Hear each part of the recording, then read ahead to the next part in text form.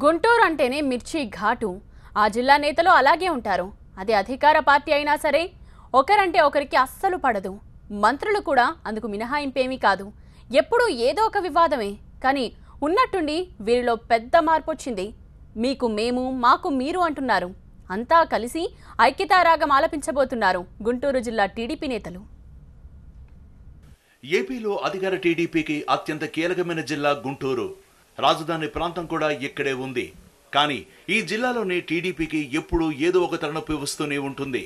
మంత్రుల నుంచి ఎమ్మెల్యేలు, పార్టీ నేతల మధ్య అంతర్గత కలహాలతో గొడవలు జరుగుతూనే ఉంటాయి.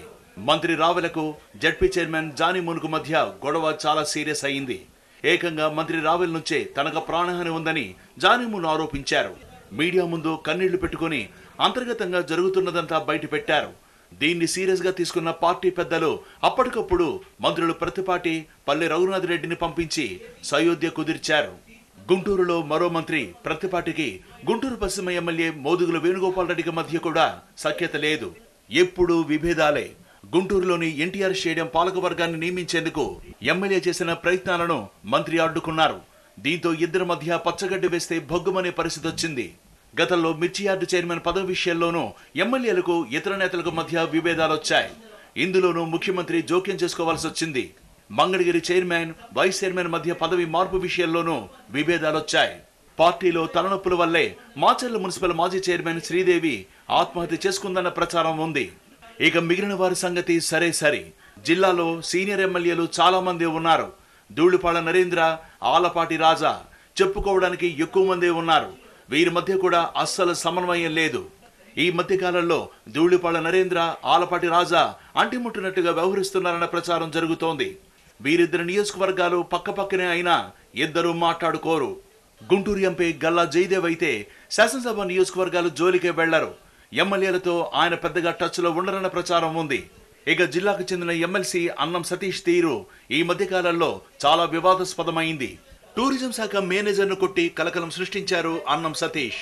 బాపట్ల ఎంపీపీ విజేత పదవి మార్పిడి విషయంలో ఎమ్మెల్సీ సతీష్ కు స్థానిక నాయకత్వానికి మధ్య విభేదాలొచ్చాయి. ఇలా తరచూ విభేదాలతో రచ్చకెక్కే జిల్లా నేతల తీరు పార్టీ పెద్దలకు తలనొప్పిగా మారింది. ఇటీవలే జిల్లాల వారీగా జరిగిన సమీక్షలో చంద్రబాబు గుంటూరు విషయంలో చాలా సీరియస్ అయ్యారు. సీనియర్లే ఇలా ఉంటే ఎలా అని నిలదీశారు. పద్ధతి మార్చుకోవాలని వార్నింగ్ కూడా ఇచ్చారు. అంతా కలిసి పనిచేయాలని, నెలలో ఒకరోజు ఒక నియోజకవర్గాల్లో సమావేశం కావాలని ఆదేశించారు. అధినేత ఆదేశాలతో నేతలంతా ఒక్కటవ్వడానికి ప్రయత్నిస్తున్నారు. ముఖ్యమంత్రి చంద్రబాబు నాయుడు గారి దగ్గర జిల్లా సమన్వయ కమిటీ సమావేశం జరిగింది. దానిలో జిల్లాలోని వివిధ విషయాల మీద కూలంకషంగా చర్చించుకోవడం జరిగింది. అందరూ కూడా కట్టుగా పనిచేయాలి. ఏదన్నా ఒక సమస్య ఉన్నప్పుడు దాని పరిష్కారం దిశగా అందరూ కలిసి ముందుకెళ్ళాలి. అంతే తప్ప ఎవరు వాళ్ళు ఉంటే కరెక్ట్ కాదు అనేది చంద్రబాబు నాయుడు గారు అందరితో కూడా మాట్లాడటం జరిగింది. ఇష్యూ బేస్డ్గా డిఫరెన్సెస్ ఉంటే ఉండొచ్చు, ఉండకుండా ఉంటాయని కూడా నేను అనుకోను. భార్యాభర్తలు, కుటుంబంలో భార్యాభర్తలుగా జీవనం చేసే వాళ్ళ మధ్యలో కూడా చిన్న చిన్న అంశాల పట్ల విభేదించవచ్చు. అట్లాగే ఇక్కడ కూడా విభేదాలు, ఆ రకమైన విభేదాలు ఉంటుంది. కానీ పార్టీ ఆస్పెక్ట్లో మనం చూసినప్పుడు ఎవరికి కూడా అసంతృప్తి కానీ వ్యతిరేకత కానీ లేదు.